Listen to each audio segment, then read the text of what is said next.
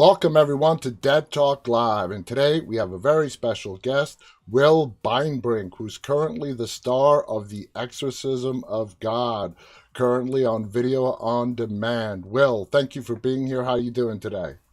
I am doing great, my friend. It is also going to be in 66 theaters nationwide. Oh, that's right. That's right. You probably didn't know this, but we had your director, Alejandro, as our guest about a week or so ago. A very fascinating person to talk to. And we'll get to that in a little bit. Let's talk about your character, okay? Father Peter. Now, the movie, of course, The Exorcism of God, begins with a very elaborate exorcism scene Mhm. with you right in the center of the action.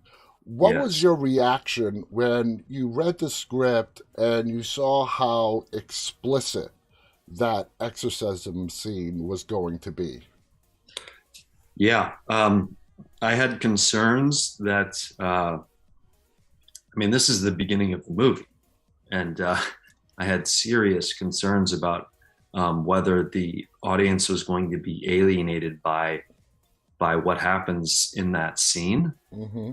with Father Peter, what happens with me and in that scene that they would be uh, really turned off by my character and that it would alienate them for the rest of the film, which is not what you would want in a movie, Yeah, especially if you don't want everyone hating your lead in the first 10 minutes, you know? absolutely.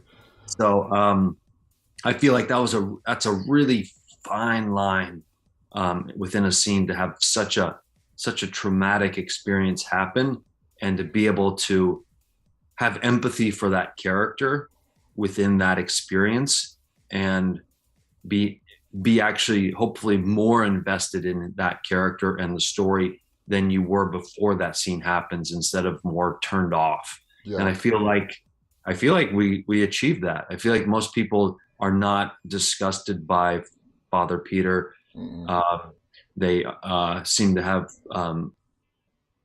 confusion and are not sure what's happening, but they're not repulsed and not disgusted, and they are interested in finding out what happened I without. think, I'm sorry, I didn't mean to cut you off, but in my opinion, it humanized him. Yeah, You know, it made him a human, not just this priest free of sin or any of that. You're a human being and you're trying to do good, uh, but the demon, a very powerful demon, which we'll get to in a little bit. Now, that moment, that beginning of the movie, defines Father Peter for the next 18 years. He yeah. is living with tremendous amount of guilt because of what happened. In your opinion, because he's trying to do good and make up for his sin, quote unquote, do you think Father Peter, in your opinion, is a coward? I don't. I think he is someone who is idealistic and is looking at all sides and who deeply cares about having the most impact and benefit for the people that he's serving. And I feel like he continually puts that first instead of himself. Mm-hmm. And but I don't think he understands until towards the end of the movie that he couldn't have both. He couldn't have his cake and eat it too. Yeah. You know, he couldn't keep doing the good things and yet have this trauma, this sin that he's haunted by, be alleviated. It didn't work that way, Yeah. and he was hoping that it would, but and he was hoping these things that would happen that were good for the community would alleviate that. But at the end of the day, when he was alone in his room, those thoughts that anger towards himself for what he did, comes creeping back up, and he's left alone with his own thoughts, and it never goes away. Absolutely. Throughout the whole film, when he's explaining what happens, he justifies it as the demon taking control of him, which is true. The demon Yeah. did jump into you as you were performing this exorcism. Do you think, you know, within his own mind that justifies uh, to him what happened? Because obviously he's still haunted by that day. I think it. I don't think it justifies it for him. I think he I think he feels like he could have done better and he should have done better and he should have been able to stop it sooner. Hmm. But in scenes where this becomes more of an issue, he does I would say humble himself to the fact that he tried the best he could and wasn't able to win, Hmm. beat beat the possession as quickly as he could have or wanted to. But I feel like when he's by himself, he believes he could have done more. Yeah, yeah, I agree. I always feel like he believes he can do more. Hmm. And that's a big burden that he puts on his shoulders. Yeah. Now, as you were presented with this script, what drew you to the role of Father Peter? Did you put any of yourself into the role? Did you really have to work hard to create this character and bring him to life on the screen? Well, I mean, John, you saw the movie. Mm-hmm. I read the script, and when I read the script, I was like, "Holy shit!" Yeah. Thing is, this script is crazy. I mean, this script is like could be extremely controversial. It's for Catholic communities. It could really um, challenge them and get them up in arms. Um, if they don't follow the nuance of the story, you know. Mm-hmm. Uh, but it was the script. I read the script and I was like, this is incredible. I mean, like the journey this character goes on, and Alejandro told me about future possibilities with the storyline, and I was like, this is an amazing long journey for this character, and we've only just started this process with this story. So hopefully there will be additional pieces of this story, Mm-hmm. because I think it only, crazily enough, only gets better. Um, Yeah, you could say the end is the beginning of definitely a new chapter. Was there yeah, any difficulty for you? Did you do any kind of deep dive research into Catholicism, into priests that do exorcists, to get into the mindset of Father Peter? the shoot ended up happening pretty quickly. There was a small window with which they could shoot in Mexico City, so I didn't have much time to do that. I was like, often research is great, but when you have limited time, the best thing for me is my immersion into the script and the story, and Okay. and getting that as deeply in my body as possible. Not. So if I, Oh, I'm you know, sorry. so if I do that, then I feel like the large majority of everything is there. There could be things that I could miss because I didn't get to do the research on exorcisms and these things that sometimes are intellectual, but they offer these little distinct little gems at times. Hmm. But it's always dependent on the time frame you have. Um, Absolutely. I Now, didn't have a 6 month time frame, 6 month ramp up preparation. So absolutely. Now, I don't know if you've seen classics. There have been a ton of movies about exorcisms. The Exorcist is like, the top of the list.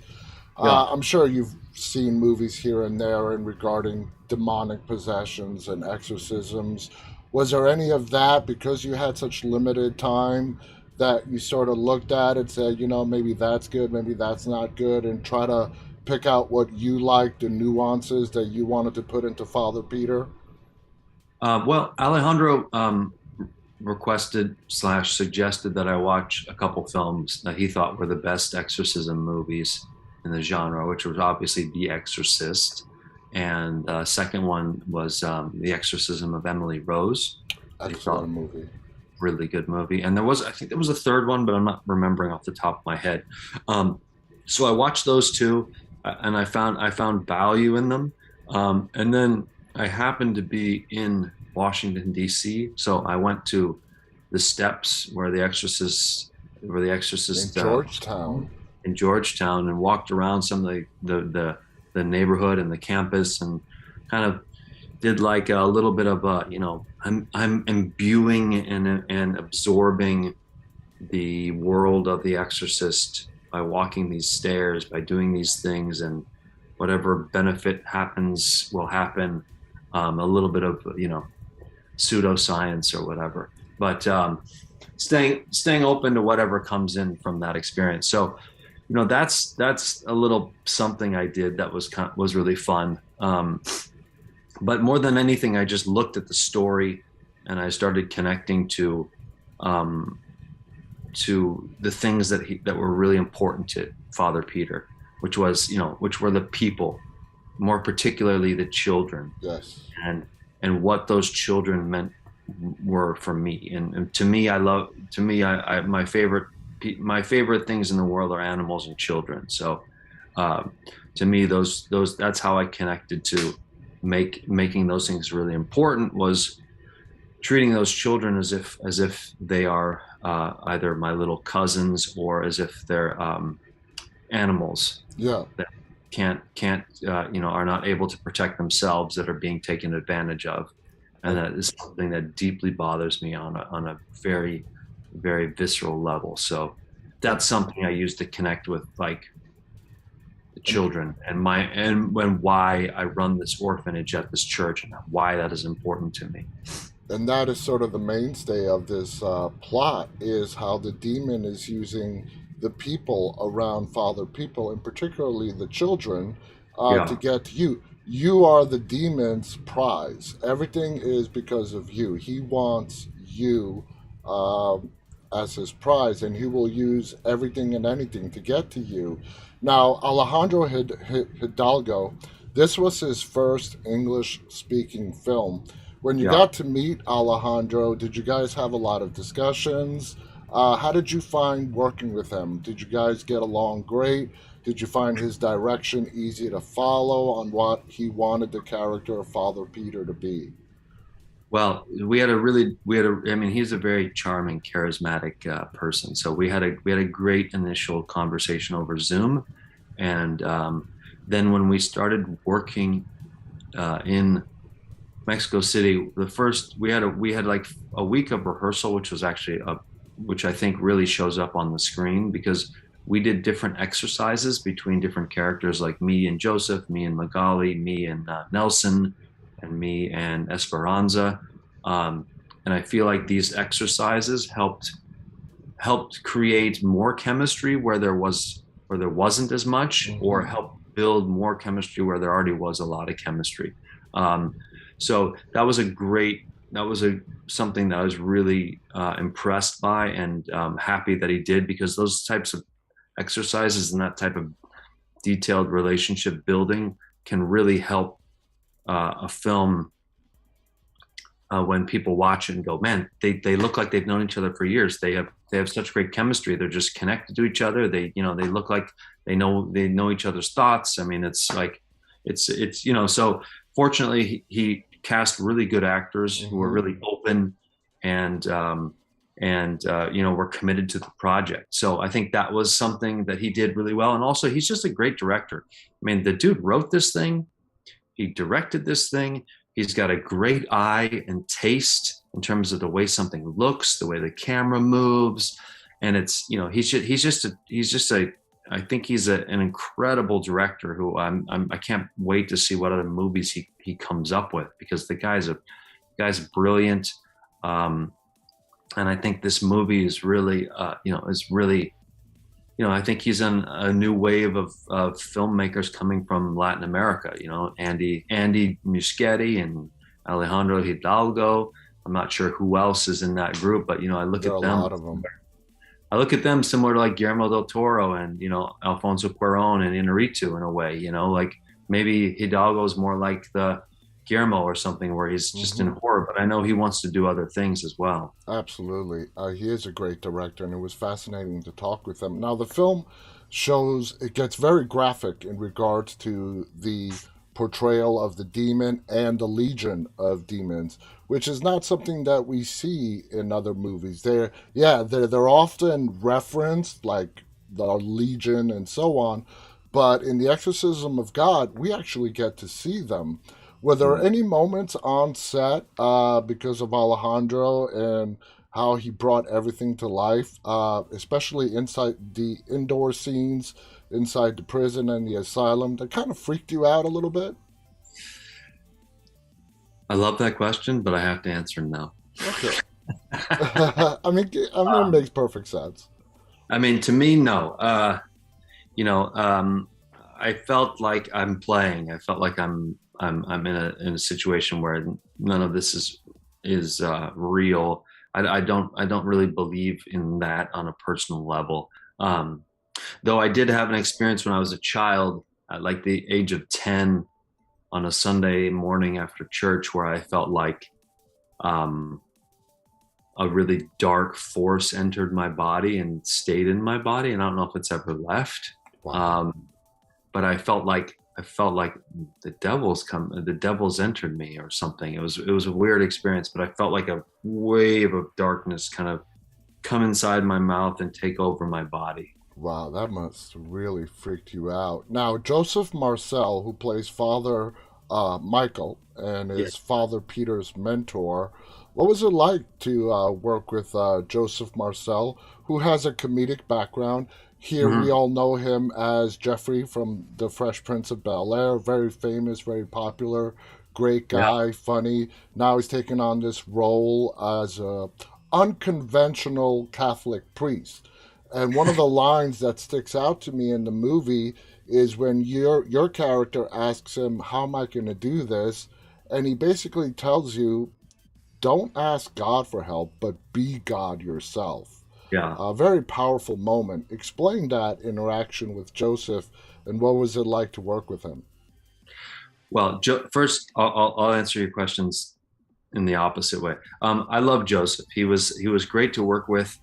We lived in the same house together, so we got to spend a lot of um, time together. Whether sometimes we'd be eating breakfast together or lunch, and we'd work on some. We rehearsed several scenes together on the roof, or sometimes on location. We would.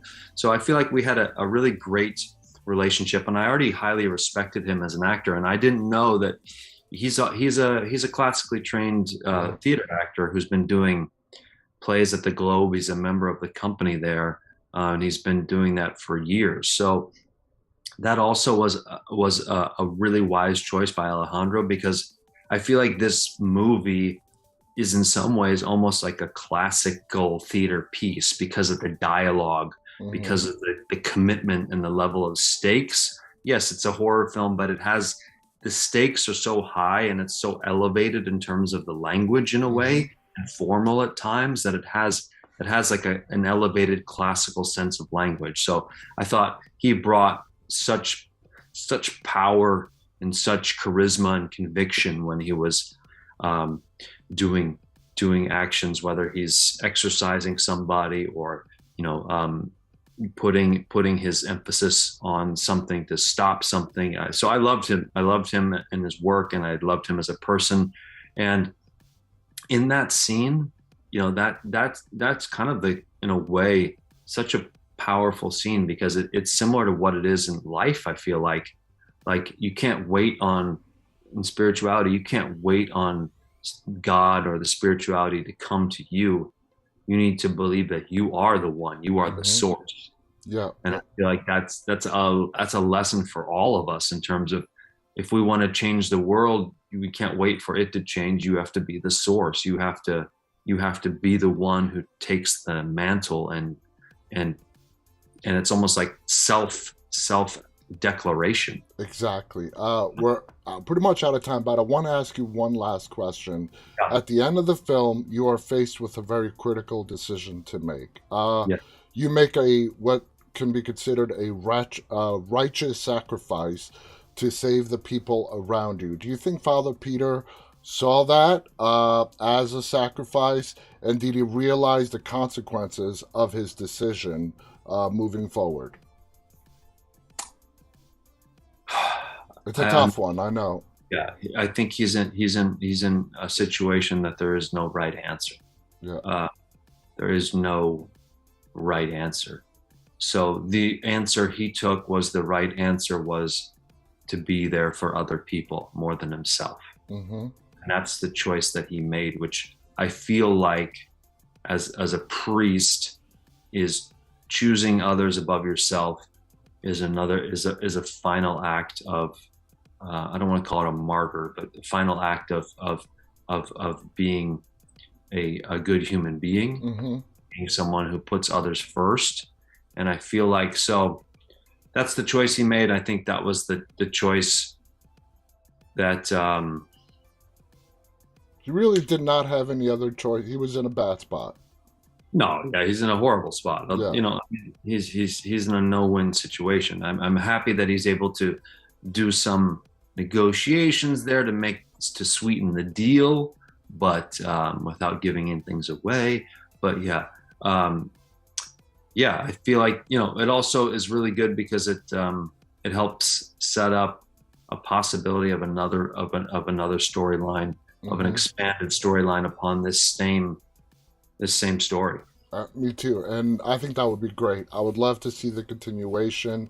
Will, thank you so much for sharing John, this time with us and giving us your insight on the film. You're amazing. I look forward to seeing a lot more of your work. Thank you again on behalf of our audience. I want to thank Will. Will, it's been great. Uh, until next time, I'm sure we'll be chatting again. Guys, thank you for tuning in. On behalf of Will Beinbrink and myself, stay safe and stay walking, guys. Till next time. Bye bye. bye, Dead Talk peeps.